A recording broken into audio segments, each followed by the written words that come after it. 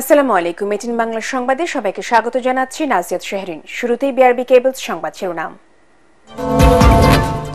ধানমন্ডি ৩২ নম্বর বাড়ির অবশিষ্ট অংশ ভাঙা হচ্ছে, উৎসুক মানুষের ভিড়। শেখ হাসিনা নতুন করে ফ্যাসিবাদ উস্কে দিচ্ছে, অভিযোগ বিক্ষুব্ধ ছাত্র জনতার।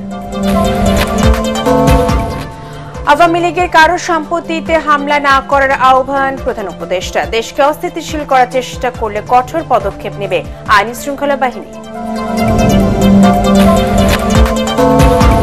দেশের চলমান পরিস্থিতি নিয়ে বিএনপির উদ্বেগ। সহিংস ঘটনা নিয়ন্ত্রণ করতে না পারলে রাষ্ট্র ও সরকারের স্থিতিশীলতা হুমকির মুখে পড়বে।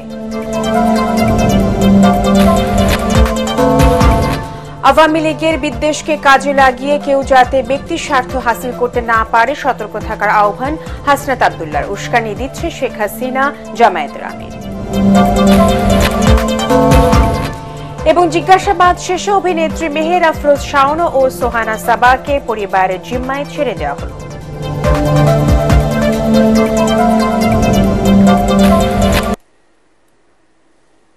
শুনছিলেন বিআরবি কেবল সংবাদ শিরোনাম, এবারে বিস্তারিত।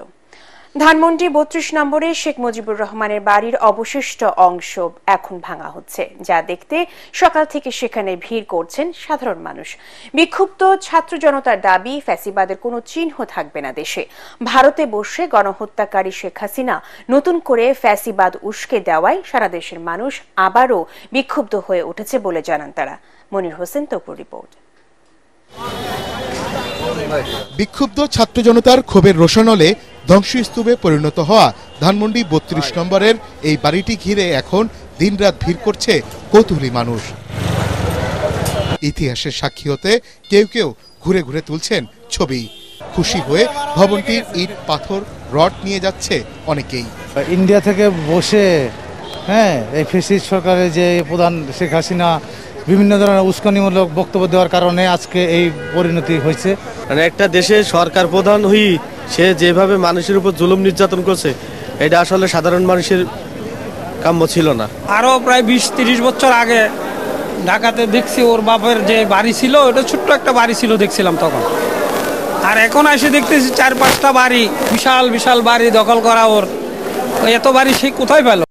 এখনো ঝুলন্ত অবস্থায় আছে ভবনের একাংশ। এই সুযোগে বিক্রির জন্য ইট ও রড খুলে নিয়ে যাচ্ছে এক শ্রেণীর মানুষ। সাধারণ মানুষের দাবি, বাংলার মাটিতে ফ্যাসিবাদের পুনর্বাসন করতে দেয়া হবে না। তাই স্বৈরাচারের কোনো চিহ্ন না রাখার পক্ষে তারা। আল্লাহ বলেছিল যে তুই কোথায় যাবি, কাকে মারবি, আমি তোকে মারবো। যেরকম ফিরাউনকে যেরকম মেরে বেলাইছিল আল্লাহ, সেই করে আল্লাহ সেইভাবে ওকে ধ্বংস করেছে। তো বাংলার জনগণ দেখিয়ে দিয়েছে বাংলাদেশে কোনো স্বৈরাচারের স্থান নেই। আমরা যারা এই দেশকে শাসন করব সবাই যেন জনবান্ধব হয়ে, দেশপ্রেমিক হয়ে, সত্যিকারের দেশপ্রেমিক হয়ে যেন আমরা এই দেশকে শাসন করার চেষ্টা করি। ভবিষ্যতে যেন কোনো সরকার যেন এই অনিয়ম না করে, সে জামাত ইসলাম হোক, সে চরমনাই হোক, সে বিএনপি হোক, যে কোনো দল, শিক্ষা নেওয়া প্রয়োজন এখান থেকে। তবে দুর্ঘটনা এড়াতে বিপজ্জনক এই ভবনে উঠতে এবং আশপাশের মানুষের ভিড় সামাল দিতে প্রশাসনের কোনো তৎপরতা নেই সেখানে। আগামীতে যারা ক্ষমতায় আসবেন তারা এই ধ্বংসস্তূপ থেকে শিক্ষা নেবেন, এমনটাই বলছেন এখানে আসা সাধারণ মানুষ। দুর্নীতিকে না বলে জনগণের কল্যাণে কাজ করবেন জনপ্রতিনিধিরা, এমনটাই প্রত্যাশা তাদের। মনির হোসেন তপু, এটিএন বাংলা, ঢাকা। শেখ হাসিনা দিল্লিতে আশ্রয় নিয়েও তার সন্ত্রাসীদের সক্রিয় করছে বলে মন্তব্য করেছেন অন্তর্বর্তী সরকারের প্রধান উপদেষ্টা অধ্যাপক ডক্টর মোহাম্মদ ইউনূস।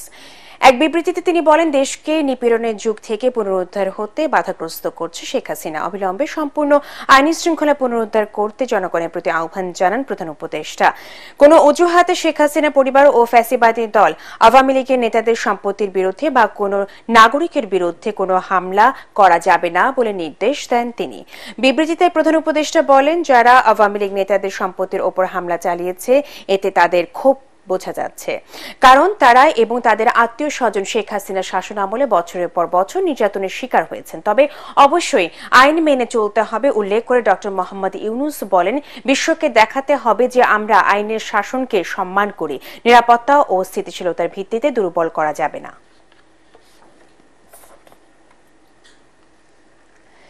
দেশের চলমান পরিস্থিতিতে উদ্বেগ প্রকাশ করে সরকারকে কঠোর হওয়ার তাগিদ দিয়েছে বিএনপি। গণমাধ্যমে পাঠানো বিবৃতিতে দলের সিনিয়র যুগ্ম মহাসচিব রুহুল কবির রিজভী বলেন, বর্তমান সহিংস পরিস্থিতি নিয়ন্ত্রণ করতে না পারলে রাষ্ট্র ও সরকারের স্থিতিশীলতা হুমকির মুখে পড়বে।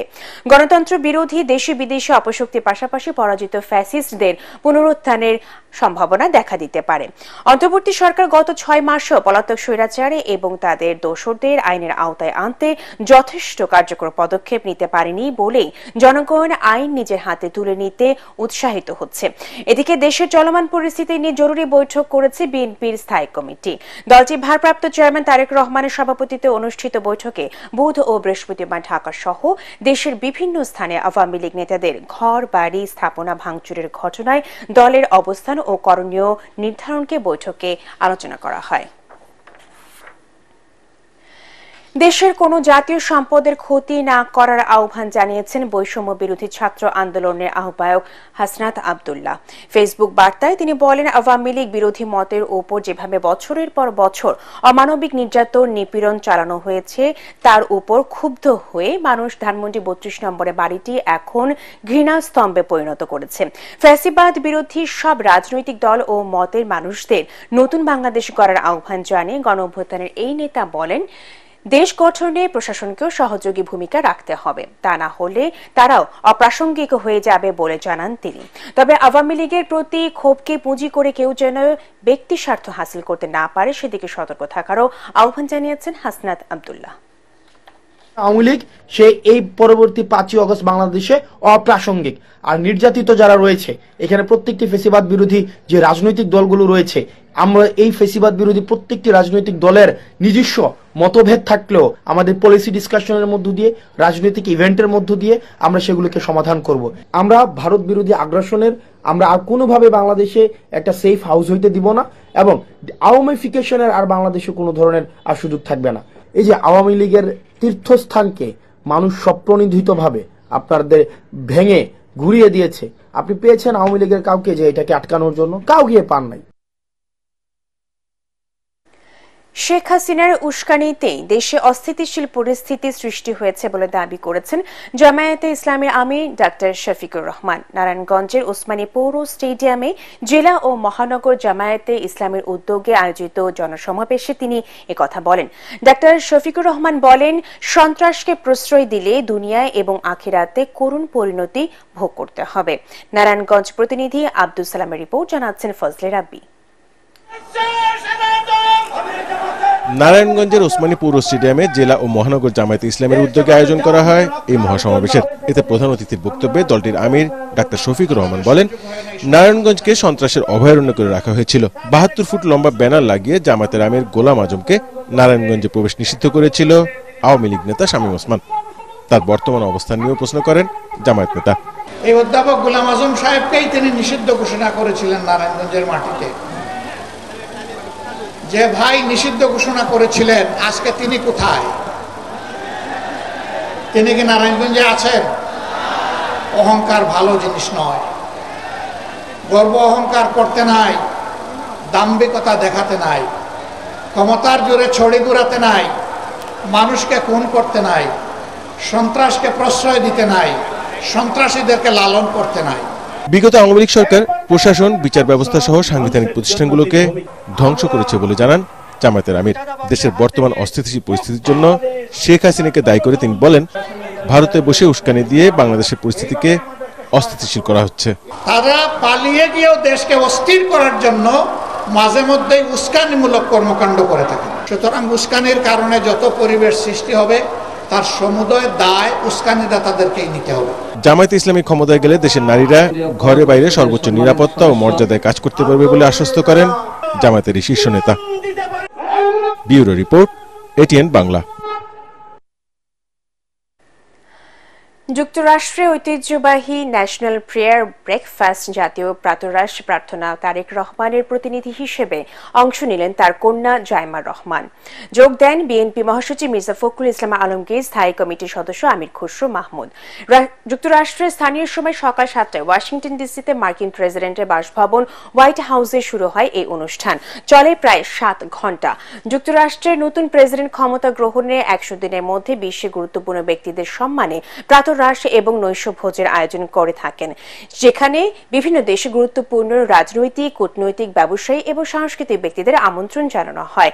এবার যুক্তরাষ্ট্রের প্রেসিডেন্ট ডোনাল্ড ট্রাম্পের ন্যাশনাল প্রেয়ার ব্রেকফাস্টে আমন্ত্রিত হয়ে যোগ দিলেন বিএনপি নেতা ও জিয়া পরিবারের সদস্য ব্যারিস্টার জাইমা রহমান।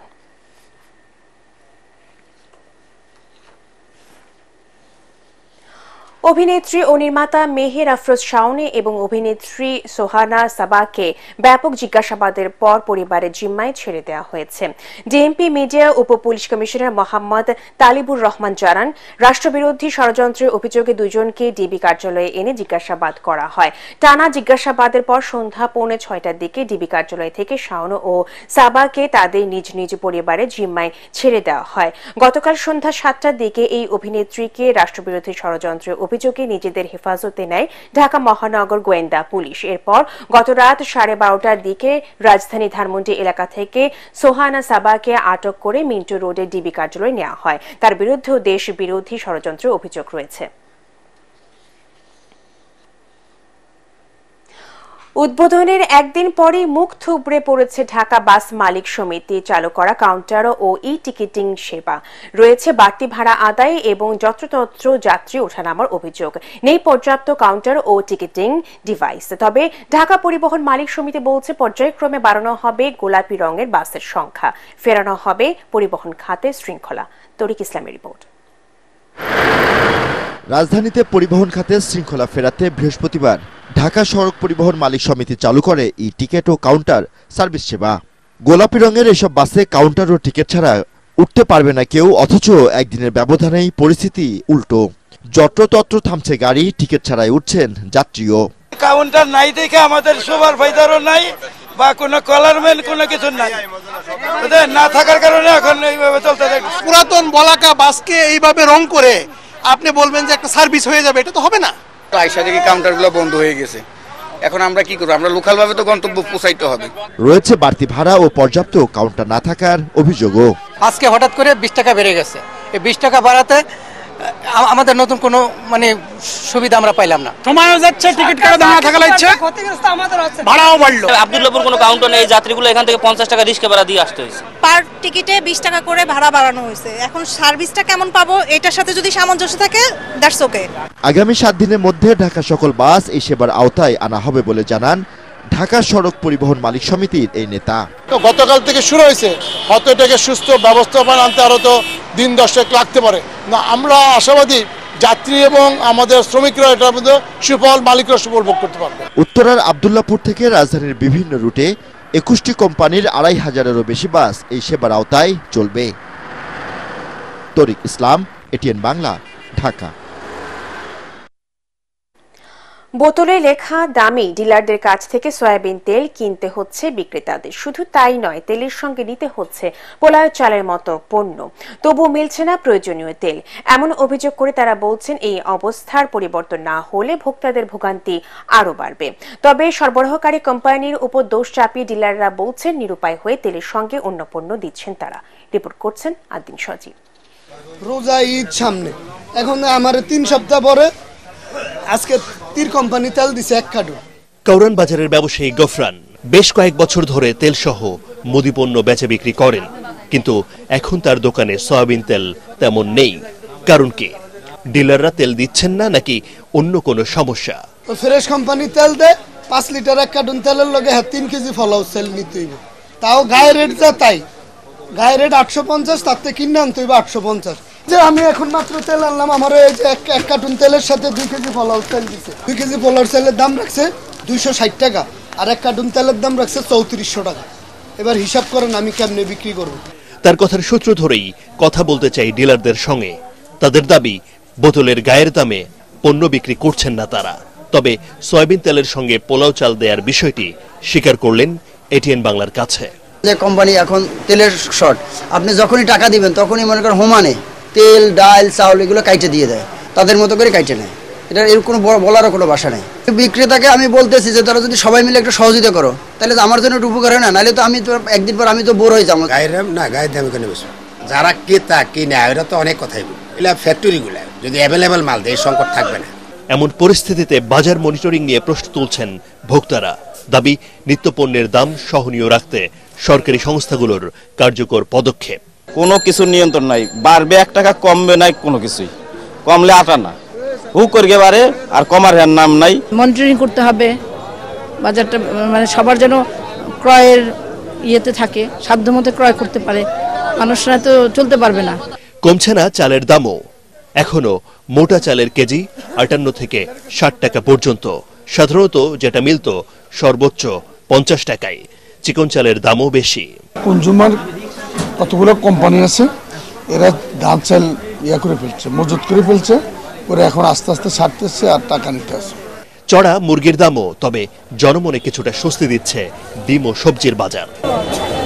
আদ্দিন সচিন, এটিএন বাংলা, ঢাকা। এবছর কেবল জানুয়ারিতেই 32 শিশু সহ 47 জন পাশবিক নির্যাতনের শিকার হয়েছে, এমন তথ্য দিয়ে বাংলাদেশ মহিলা পরিষদ বলছে গণ অভ্যুত্থান পরবর্তী সময়ে আইন শৃঙ্খলা পরিস্থিতির অবনতির সুযোগে নির্যাতন নিপীড়নের সংখ্যা বেড়েছে আশঙ্কাজনক হারে। সমাজবিজ্ঞানীরা বলছেন অভিভাবকদের অতি আধুনিক মানসিকতা এবং উদাসীনতায় বিপথগামী হচ্ছে শিশুরাও। এজন্য সন্তানদের সঙ্গে বন্ধুত্বপূর্ণ সম্পর্ক তৈরি ও তাদের মানসিক অবস্থা বোঝার তাগিদ দিচ্ছেন তারা। রাশনা দাসের রিপোর্ট। মাত্র 11 বছরের মিষ্টি মেয়ে সুবান নিখোঁজে যখন দিশেহারা বাবা মা, তখন শুধু পরিবার নয়, তাকে নিয়ে দুশ্চিন্তায় গোটা দেশ।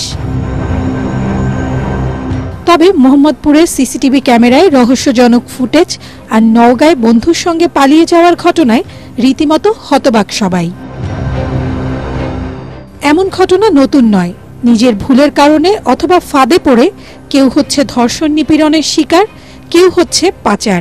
কিন্তু কেন এমন অধপতন শিশু কিশোরদের? কেউই কারো জায়গা থেকে দায়িত্ব পালন করছে না।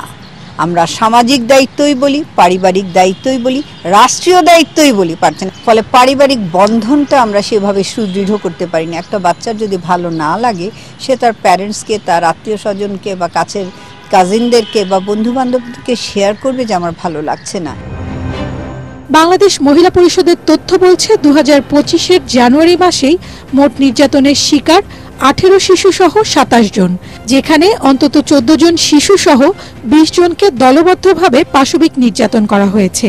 নির্যাতনের পর হত্যা করা হয়েছে 2 জনকে।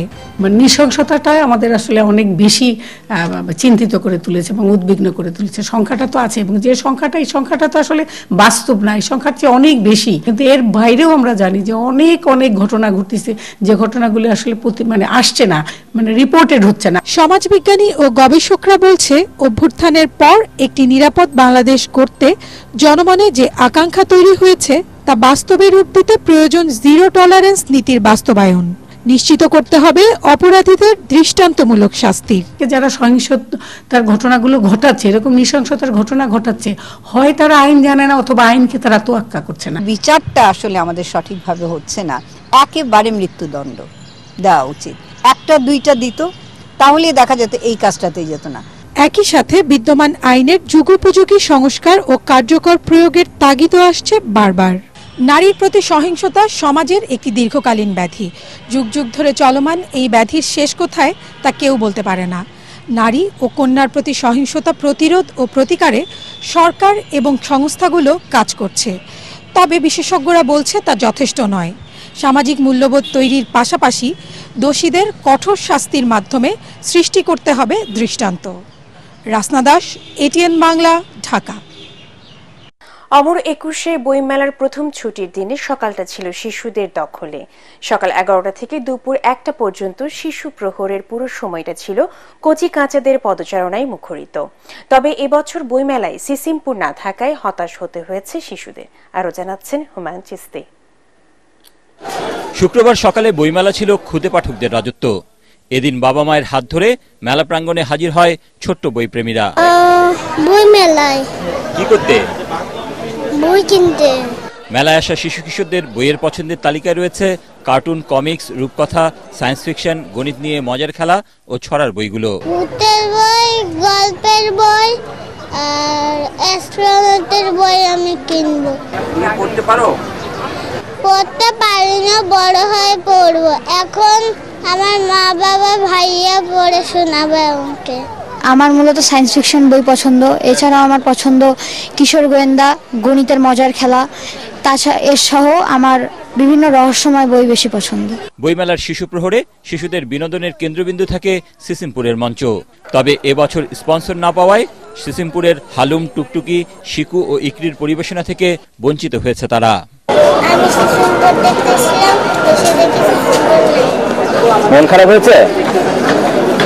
আমি রংপুর থেকে ঢাকায় এসেছিলাম এখানে সিসিমপুর হয় সেটা দেখার জন্য, কিন্তু এবার এসে দেখি যে সিসিমপুর হয় নাই, মনটাই খারাপ হয়ে গেল। ইন্টারনেট, মোবাইল, আইপ্যাডের মতো ইলেকট্রনিক ডিভাইসের আসক্তি ছাড়াতে খেলাধুলা আর বই পড়ার বিকল্প নেই।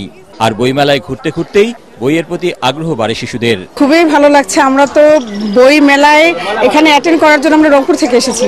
বইয়ের সাথে একটা আলাদা সখ্যতা ছিল, তো ওই জন্যই চাই যে আমি আমার ছেলে, আমার ভাতিজা বা পরবর্তী জেনারেশন যারা আছে তারা যেন শিকড় থেকে বিচ্ছিন্নটা না হয়। নতুন যারা প্রজন্ম তারাও যেন বই পড়ে এবং পড়তে আগ্রহী হয়, ওই জন্যই আমরা নিয়ে আসি। ঢাকা বিশ্ববিদ্যালয়ে ভর্তি পরীক্ষার কারণে 8 ও 15 ফেব্রুয়ারি থাকছে না শিশু প্রহর। এছাড়া প্রতি শুক্র ও শনিবার শিশু প্রহর চলবে বেলা 11টা থেকে দুপুর 1টা পর্যন্ত। হুমায়ুন চিস্তি, এটিএন বাংলা, ঢাকা। আল আরাফা ইসলামী ব্যাংক অর্থ সংবাদ।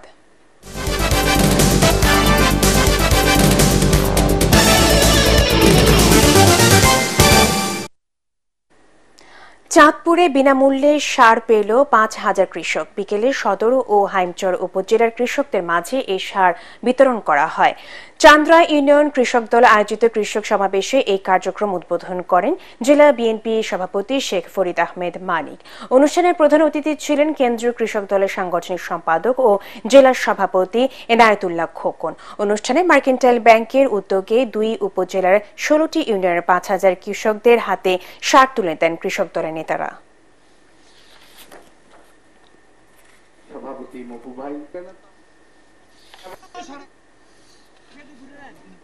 আন্তর্জাতিক সংবাদ।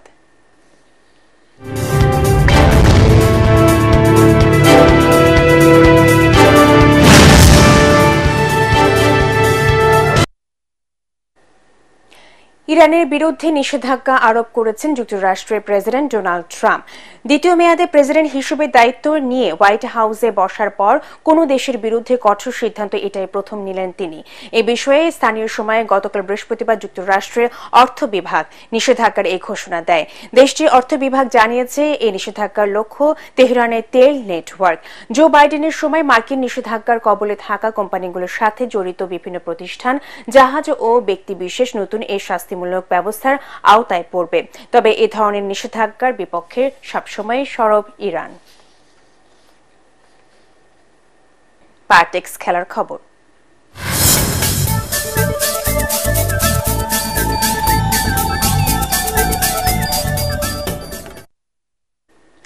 দুর্দান্ত ব্যাটিংয়ে বিপিএল এর ফাইনালে ফরচুন বরিশালের বিপক্ষে রানের পাহাড় গড়ছে চিটাগং কিংস। মিরপুরে টস হেরে ব্যাটিংয়ে নেমে উদ্বোধনী জুটিতে খাজান নাফে আর পারভেজ হোসেন ইমন যোগ করেন 121 রান। 44 বলে 66 রান করে ইনিংসে 13তম ওভারে বিদায় নেন নাফে। প্রথম উইকেট পান পেসার ইবাদত হোসেন। আরেক ওপেনার ইমন 30 বলে হাফ সেঞ্চুরি হাঁকান। শেষ খবর পাওয়া পর্যন্ত চিটাগং কিংসের সংগ্রহ 2 উইকেটে 191 run. What a delightful shot. What a powerful shot for Maxwell. শেষ করার আগে বিআরবি কেবলস সংবাদ শিরোনামগুলো জানিয়ে দেব আরো একবার। ধানমন্ডির 32 নম্বর বাড়ির অবশিষ্ট অংশ ভাঙা হচ্ছে। উৎসুক মানুষের ভিড়। শেখ হাসিনা নতুন করে ফ্যাসিবাদ উস্কে দিচ্ছে অভিযোগ বিক্ষুব্ধ ছাত্র জনতার। আওয়ামী লীগের কারো সম্পত্তিতে হামলা না করার আহ্বান প্রধান উপদেষ্টা। দেশকে অস্থিতিশীল করার চেষ্টা করলে কঠোর পদক্ষেপ নেবে আইনশৃঙ্খলা বাহিনী। দেশের চলমান পরিস্থিতি নিয়ে বিএনপি উদ্বেগ। সহিংস ঘটনা নিয়ন্ত্রণ করতে না পারলে রাষ্ট্র ও সরকারের স্থিতিশীলতা হুমকির মুখে পড়বে। আওয়ামী লীগের বিদ্বেষকে কাজে লাগিয়ে কেউ যাতে ব্যক্তি স্বার্থ হাসিল করতে না পারে সতর্ক থাকার আহ্বান হাসনাত আব্দুল্লাহর। উস্কানি দিচ্ছে শেখ হাসিনা, জামায়াতের আমির। এবং জিজ্ঞাসাবাদ শেষে অভিনেত্রী মেহের আফরোজ শাওন ও সোহানা সাবাকে পরিবারের জিম্মায় ছেড়ে দেওয়া হলো।